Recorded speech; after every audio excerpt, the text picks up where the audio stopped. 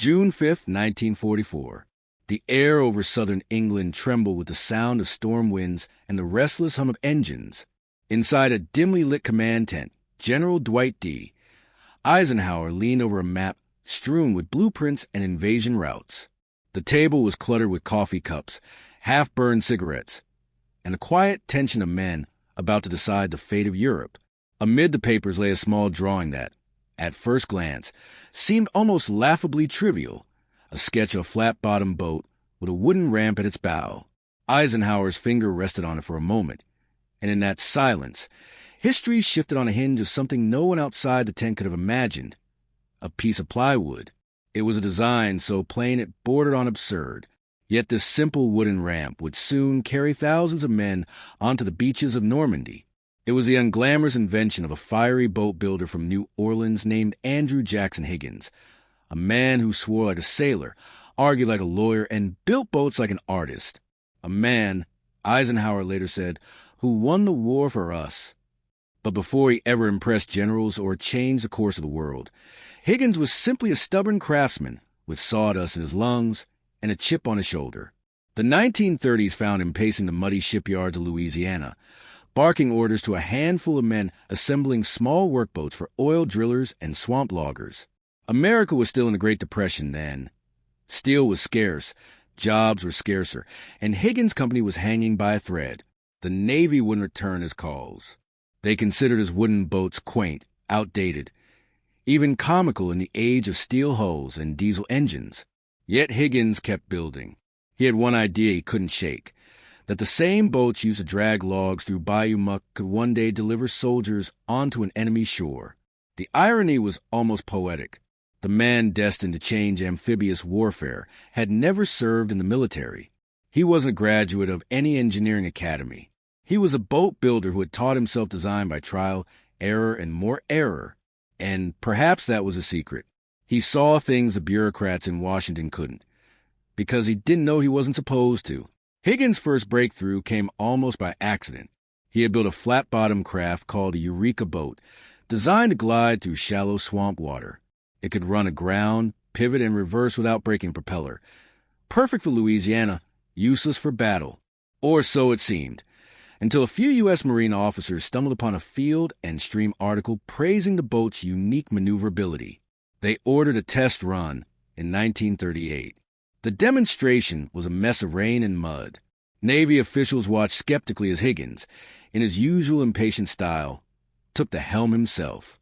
He gunned the engine, slammed the boat onto shore, and reversed back into the water with barely a ripple. The Marines were impressed. The Navy was not. They pointed out that the boat's bow was closed. Troops were able to climb over the sides to disembark, easy targets for enemy fire. Higgins, famously unable to resist an argument, barked, "Then we'll cut the damn bow off." It wasn't just bluster. Within weeks, he and his small team reworked the design, replacing the solid front with a drop-down plywood ramp. The idea was stunningly simple. Soldiers could run straight off into battle instead of tripping over the gunnels. In late 1941, after more rounds of testing and yelling matches with Navy engineers, the LCVP was born. Landing craft, vehicle, personnel. To the rest of the world, it would become known simply as the Higgins boat. It wasn't fast. It wasn't pretty. But it was exactly what were demanded. Cheap, reliable, and expendable. Built mostly of plywood and marine glue, it could carry 36 men, or a jeep, and land them on almost any beach in the world. And it could be made by the thousands. One officer famously joked, "You can't dent it, because there's nothing to dent." By 1942, Higgins shipyards in New Orleans had become a frenzy of activity. The smell of sawdust mixed with diesel fumes. Sparks flashed across the factory floor, where women in bandanas riveted metal fittings onto wooden hulls. The clang of hammers rang day and night. It was industrial jazz, noisy and alive, conducted by a man who swore at anyone who missed a beat. When Navy inspectors visited and complained about the chaos, Higgins shot back, "This isn't Harvard, gentlemen. This is war." That war by then was devouring Europe. The Allies needed a way to land men and machines on hostile shores. Steel ships couldn't get close enough to beaches. Traditional landing craft capsized in shallow surf. Without Higgins' boats, the entire concept of D-Day, of landing armies directly on open beaches, would have been impossible. Eisenhower knew it. So did Churchill.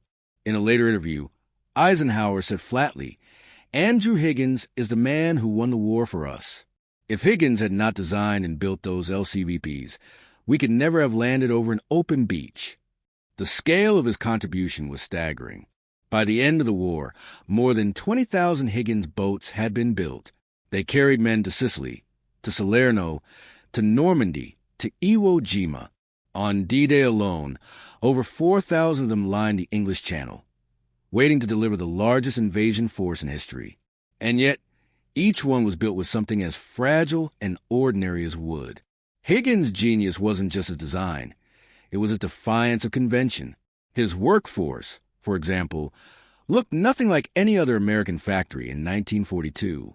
Higgins Industries employed over 30,000 people, including thousands of women and black Americans, working side by side on equal pay. In an era when segregation still gripped the South, Higgins shipyards were a quiet revolution of their own. "We knew those boats carried our boys," recalled one worker, Ella Mae Johnson. Every nail had a hold. On the production floor, the atmosphere was electric, driven by purpose and Higgins' relentless temper. He demanded precision, but he also trusted instinct. No two boats were exactly identical. Each was a product of improvisation and urgency. While Washington was arguing over blueprints, the narrator might say, Higgins' factory was turning plywood into power. Higgins himself was a paradox. He was patriotic to the bone, yet loathed bureaucracy. He was a businessman who cursed profit margins, preferring speed over savings. He once fired a Navy liaison officer on the spot for telling workers to slow down for safety inspections. To his men, he was terrifying and inspiring in equal measure. They joked that he ran his plant like a pirate ship, but somehow, that's exactly what the Allies needed. Behind the chaos, however, was extraordinary craftsmanship. Each LCVP had to endure saltwater corrosion, enemy fire, and repeated beachings. To make what behaved like steel required precision. Plywood, though humble, was the perfect material. It flexed under pressure, absorbed impacts, and could be repaired with little more than glue and grit. One Army engineer later admitted, "It wasn't just a boat, it was a miracle of simplicity." And so, on the eve of D-Day, as Eisenhower reviewed his plans one last time, those boats were more than logistical detail. They were the bridge between strategy and survival. In thousands of English harbors, under gray skies, crews checked engines and loaded gear. The ramps, simple, trembling sheets of plywood, were tested again and again. No one romanticized them. They were tools, crude but essential. Yet when the moment came, when the ramp dropped and the first boots hit the sand, that simplicity became the key to victory. Higgins couldn't have known it then, but his invention would redefine warfare. It changed how armies thought about landings, how navies built fleets, how generals planned invasions. The Higgins boat wasn't a weapon. It was a vessel of transition, carrying soldiers from safety to peril, from ship to shore, from fear to courage. The man himself watched the reports from his New Orleans office with pride and exhaustion. "They said it couldn't be done," he told a journalist in 1944. "I guess we showed them." His laughter was half triumph, half disbelief. Beneath it, there was the unspoken truth that war had finally vindicated the wooden boat builder no one had taken seriously. When historians later calculated the odds of D-Day success, they spoke of strategy, weather, deception, and courage. But somewhere between the statistics and the heroism lies that unglamorous piece of plywood, the quiet invention that made it all possible. It didn't gleam like steel, didn't roar like a tank, didn't soar like a plane, yet it carried the weight of victory on its fragile frame. As midnight passed on June 5th and the invasion fleet began to move out across the channel, more than 156,000 men prepared to step onto those ramps. Some prayed, some sang, some smoked in silence. The sea was rough, the wind sharp. But when dawn broke and the ramps began to drop one after another, the world changed. A wooden door opened onto Europe, and through it marched the hope of freedom. The plywood flexed, the bolts held, and Higgins' impossible dream became the bridge between two worlds, the one that was and the one still worth fighting for. June 6, 1944, dawn. The first gray light of morning broke over the English Channel, turning the waves silver and cold. Out on the horizon, the sea seemed alive with motion. Thousands of ships moved slowly toward the French coast, the largest armada ever assembled in human history. Each vessel carried a secret cargo, men, tanks, and a simple invention of plywood and steel that would make the impossible possible. As the first boats neared the beaches of Normandy, engines roared, waves slammed against their flat hulls, and soldiers huddled shoulder to shoulder, clutching rifles slick with seawater. Then came the command, "Lower the ramp." A wooden door crashed open. Sand, wind, and bullets filled the air. Men surged forward. For many, that plywood ramp was the last solid thing they would ever touch. For others, it was the first step toward liberation. The war that had devoured continents turned, in that moment, on the hinge of a humble plank, the work of a man who, a decade earlier, was just trying to keep his small boat business alive. The sound of those ramps hitting sand was, in its way, the sound of victory being born. It echoed not only on Omaha Beach, but across every theater of the war, in the jungles of the Pacific, the rocky shores of Italy, the reefs of Tarawa. Wherever an Allied soldier landed, a Higgins boat had brought him there. In the hours that followed, as men struggled through gunfire and chaos, the landing craft performed exactly as Higgins had promised. They ran aground, unloaded their human cargo, and backed out to sea to fetch more. Nothing elegant, nothing glorious, just relentless, reliable efficiency. By the end of that day, over 100,000 men had reached the beaches of Normandy. Historians would later call it the turning point of World War II. Eisenhower, reflecting years later, said simply, "Andrew Higgins is the man who won the war for us." It wasn't hyperbole. Without those boats, without those ramps, the Allies could never have landed where they did. The plywood ramp became an unspoken symbol of ingenuity, triumphing over arrogance, of practicality over perfection. Back in New Orleans, while the world watched Europe burn and rise again, the shipyards of Higgins Industries continued their feverish rhythm. Sawdust hung in the air like mist. The sound of hammering rolled like thunder across the docks. Women in overalls and men in sweat-stained shirts worked 12-hour shifts, their pay envelopes sealed with pride. The war had turned their labor into legend, but few of them fully understood, at that moment, how much their hands were shaping the course of history. When victory came in 1945, the celebrations in the French streets were mirrored quietly in the Louisiana workshops. Workers cheered when they saw newsreel footage of their boats on the beaches. They pointed at the screens and whispered, "That's ours." In their laughter and tears was a truth the headlines couldn't capture, that ordinary hands, wielding hammers and brushes, had helped free a continent. But as quickly as glory had risen, it began to fade.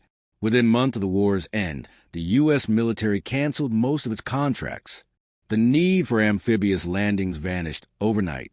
Steel ships and aircraft became the new focus of defense. And the little wooden boats, once the backbone of victory, were suddenly surplus. Higgins Industries, which had employed over 30,000 people at its peak, began laying off workers by the hundreds. Warehouses emptied. Assembly lines fell silent. By the early 1950s, the company that had helped save civilization was fighting bankruptcy. Andrew Higgins, older, heavier, and as fiery as ever, refused to give up. He tried pivoting to peacetime projects, luxury yachts, fishing boats, even prefabricated houses. But the post-war economy had moved on. Americans wanted cars, not boats. The government that had once begged for his help now ignored his letters. There's a bitter irony in that. The man whose plywood ramp had carried millions toward freedom was now struggling to keep his own business afloat. By the time Higgins died in 1952, his name had already begun to slip into obscurity. His factory buildings decayed, overtaken by weeds and silence. Yet his boats remained, scattered across beaches, shipyards, and scrapyards around the world. A few were preserved by veterans who couldn't bear to see them rot. Decades later, museums would restore them, their faded gray paint still smelling faintly of salt and oil. If you visit the National World War II Museum in New Orleans today, you can still see one, its wooden ramp lowered, as if waiting for soldiers who will never return. The irony is almost cinematic. The man who helped win Eisenhower's war was never celebrated like the generals or the presidents. There were no parades, no memorial statues, no state funerals. Yet Eisenhower's words, "the man who won the war," remain etched in the archives, quiet proof that greatness doesn't always come with medals. The legacy of the Higgins boat isn't just mechanical or military. It's human. In his shipyards, Higgins built more than landing craft. He built a new kind of America. His workforce was one of the first truly integrated industrial teams in the South. Black welders worked beside white engineers. Women assembled engines, painted hulls, and supervised teams. Higgins didn't care who you were. He cared if you could build. One former worker remembered, "We didn't see color. We saw deadlines." That accidental social revolution planted seeds that would sprout in the civil rights era. The confidence gained by those workers, especially the women and minorities who had never before held such roles, rippled outward into post-war society. Some became union organizers, teachers, or local leaders. In building boats, they had built themselves a future. Higgins, likely unintentionally, had struck a blow against the very segregation that defined his city. The practical and the poetic met in his factory. The same man who cursed out Navy officers for inefficiency also paid women equal wages. The same wooden ramps that dropped soldiers onto blood-soaked beaches have been assembled by hands that history rarely honored. There's a quiet justice in that the tools of liberation were built in the heart of a divided America by those who knew something about struggle themselves. In time, historians began to rediscover Higgins' role. Smithsonian records detailed his patents. Military archives confirmed production totals. Over 20,000 LCVPs by 1945. Veterans' interviews described his boats with reverence, often with understated gratitude. "We trusted those boats," one Marine said. "They floated us to hell and back." Another recalled, "When that ramp dropped, I remember thinking, someone built this for me. They must have known what I'd need." It's a simple thought, but it captures something profound. Every plank of plywood carried intention. Every bolt tightened in New Orleans carried a prayer that would hold long enough for some stranger to reach safety. When you multiply that faith by tens of thousands of workers, you begin to see what the Higgins boat really was, a floating act of collective belief. There's humor buried in the tragedy, too, the kind Higgins himself would have appreciated. When a Navy bureaucrat once told him that his designs didn't meet aesthetic standards, Higgins fired back, "We're not entering them in a beauty contest." He wasn't trying to make elegant boats. He was trying to win a war. His gruffness, often mistaken for arrogance, was in truth impatience. Impatience with anything that slowed progress or dulled purpose. He once joked, "You can trust my boats even if you can't trust my temper." History proved him right on both counts. The legacy of his invention extends far beyond military history. The Higgins boat became the prototype for all modern amphibious landing craft. Its influence can be traced to Korea, Vietnam, and even modern humanitarian missions, where naval forces deliver aid to disaster zones.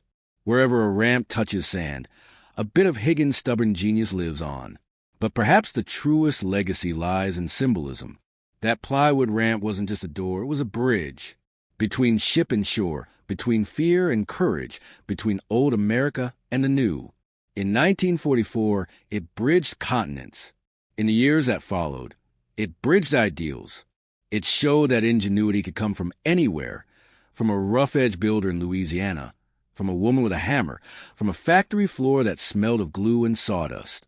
The world remembers D-Day through photographs, soldiers charging forward, explosions in the distance, chaos frozen in black and white. Yet behind every image lies an invisible hand. The craftsman who built the ramp, the welder who sealed the joints, the laborer who nailed the last plank in place. They are the quiet heroes of history, unheralded but essential. Higgins was one of them, louder than most perhaps, but driven by the same principle: get the job done and let the results speak. In the end, the Higgins boat tells a bigger story about America itself. a nation of improvisers, rule breakers, and dreamers who believe that even plywood can change the world if you use it right. The ramp was never meant to be beautiful. It was meant to work, and it did perfectly when it mattered most. Today, when you stand before one of those preserved boats, the wood faded and cracked, it's easy to forget what it once represented. But if you listen closely, you can almost hear it. The echo of boots rushing down, the crash of waves, the heartbeat of history in motion. That ramp carried not just soldiers or the weight of hope, of sacrifice, of ordinary people rising to extraordinary purpose. The war moved on. The world moved on, but the ramp endures, a quiet monument to the idea that greatness often hides in plain sight. In the end, it wasn't generals or admirals who built the bridge to victory. It was a boat builder with a temper, a dream, and a plank of plywood. And perhaps that's the truest lesson of all, that sometimes history turns not on the grand gestures of power, but on the simple genius of a craftsman who refused to quit. The plywood ramp that helped when Eisenhower's war may have rotted away, but its spirit, the belief that ingenuity and willpower can overcome any obstacle, still stands strong, as steady and unyielding as the tide itself.